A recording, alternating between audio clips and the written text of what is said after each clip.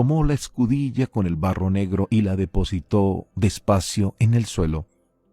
Después, arrodillándose frente a Bella, le acarició los cabellos y le regaló su mejor sonrisa. Se acercó al bello rostro de la beduina y le cantó en árabe: «Que él te alargue la vida». Fue instantáneo. La penumbra del atardecer retrocedió y todo en el campamento y alrededores se volvió azul. Ropas, caras, manos, tiendas, tierra, todo lucía una viva luminosidad azul. Después, todo volvió a la normalidad. Jasón notó un fuerte olor a mandarina. El maestro, sin perder la sonrisa, tomó a la beduina de la mano y la ayudó a incorporarse. Dios bendito. Ella aparecía sanada, caminaba sin tropiezo, se movía ágil y segura sin ayuda de nadie. Los movimientos erráticos de los ojos también desaparecieron. El pulso era firme. La beduina, desconcertada, corrió hacia el hijo, abrazándole entre lágrimas y risas. Los dos lloraron. Jasón y los demás también lloraron, asombrados. Jesús giró sobre los talones y se encaminó hacia su tienda. Al pasar frente al mayor, le guiñó el ojo derecho. Mensaje recibido. Lástima, los esenios no estaban allí. La sanación de Bella era algo imposible para la ciencia. Alguien había regenerado 100.000 millones de neuronas y en 10 segundos. La ciencia del siglo XX no habría podido explicar lo ocurrido en Engedi ni en 1000 años. El maestro una vez más fue misericordioso con sus criaturas. Eso era todo.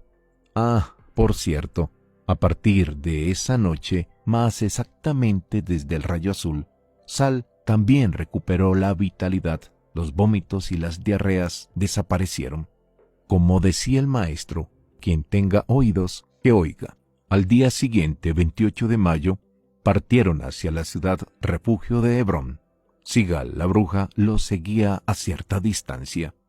Ya en su momento entraron en la cadena montañosa de Hebrón, más de 500 colinas con una altura media de 900 metros, valles recogidos y fértiles, 100 manantiales, aire puro, bosques gigantescos. Llegaron después a una cueva sagrada llamada Macpela. Se abría en la cima de una colina.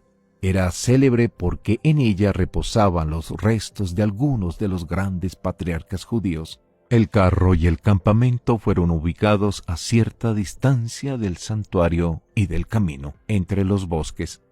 Por consejo del Galileo, recomendó paciencia y silencio. Nada de predicación. Ninguna visita a la ciudad de Hebrón.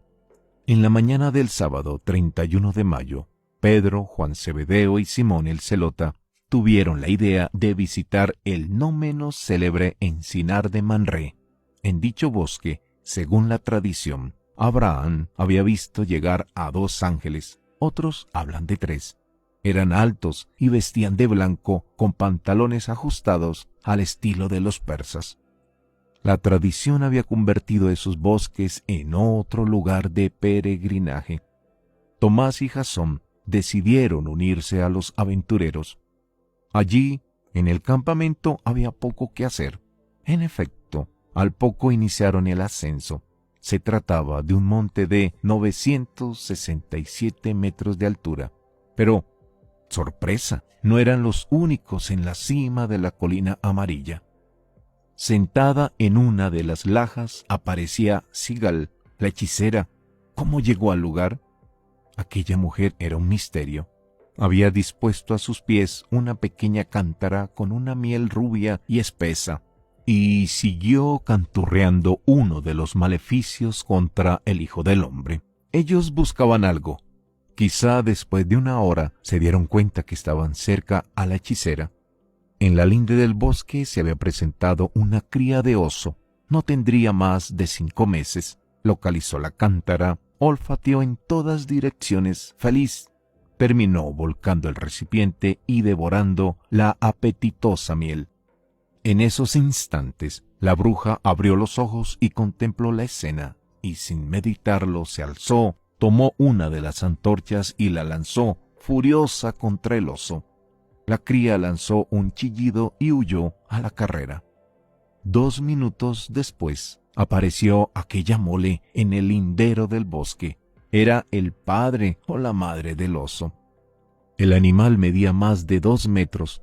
Todo fue muy rápido. El oso de pronto se lanzó al galope sobre la hechicera. Sigal era violentamente derribada por aquel monstruo. Lanzó un zarpazo sobre la cabeza de la mujer. Sigal quedó inconsciente.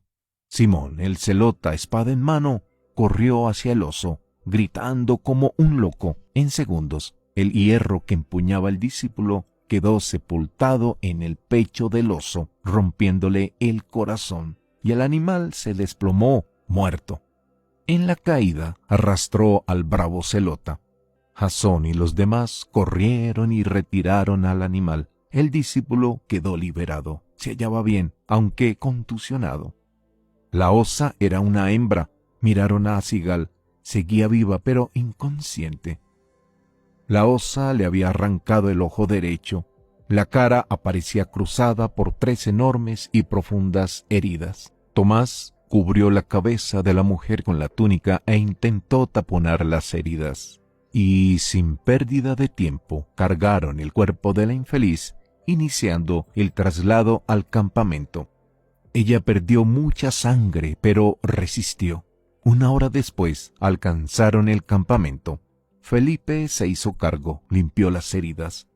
Con el ocaso regresó el Galileo. Andrés y Felipe le pusieron al corriente. Fue a la cocina, allí estaba Sigal. Se arrodilló junto a la mujer, tomó las manos de la hechicera entre las suyas y permaneció a su lado, en silencio, durante un largo rato. Besó las manos de Sigal dulcemente y terminó retirándose. Así era Jesús de Nazaret. No odiaba a nadie, ni siquiera a los que trataban de matarlo. Jasón aprovecharía esos días de obligada inactividad para intentar localizar a un pastor llamado Esda. El domingo 1 de junio, año 27, conversó con el maestro y le dijo sus deseos de localizar al pastor y viajar al sur del desierto. Jesús escuchó en silencio, le observó con curiosidad y le animó a marchar. Al despedirse comentó: «Regresa, por favor, e infórmame». Y partió Jasón temprano hacia el norte en búsqueda de Beit-Sur. Bartolomé, el oso de Canaá, y Judas Iscariote regresaron el lunes 9 de junio del año 27 de nuestra era. Los demás lo hicieron 2 días antes. Los deseos del Galileo eran ahora ir a Jerusalén. Es la voluntad del Padre Azul. Punto final. Sigal, la hechicera, fue trasladada al redacubierto. Esa noche acamparon cerca de la aldea de Beit-Saur. La familia de Sigal se hizo cargo de ella. Andrés les dijo lo sucedido y los badú se alejaron en silencio. Al día siguiente divisaron Jerusalén. Muchos de ellos dispusieron las espadas y las ocultaron bajo las túnicas. Un grupo se quedaría en la hacienda de Lázaro. Otro grupo fue hasta la base del bosque de los olivos. Esa noche, tras la cena, el maestro tomó la palabra y fue claro y rotundo. Nada de predicación. La noticia de la presencia del Hacedor de maravillas en el monte de los olivos no tardó en propagarse, y empezó a llegar gente. Todos suplicaban, todos deseaban tocarle, todos tenían un familiar muy enfermo. Uno de aquellos días, el viernes 13 de junio, Jesús fue abordado por un grupo de escribas y doctores de la ley. Vestían de blanco inmaculado. Jesús los recibió amablemente, los invitó a leche caliente, pero la rechazaron. ¡Hey, amigos! Hacemos una pausa en Enseñanzas de Jesús. Hemos seleccionado su fascinante palabra que encontramos en Caballo de Troya 12, Belén,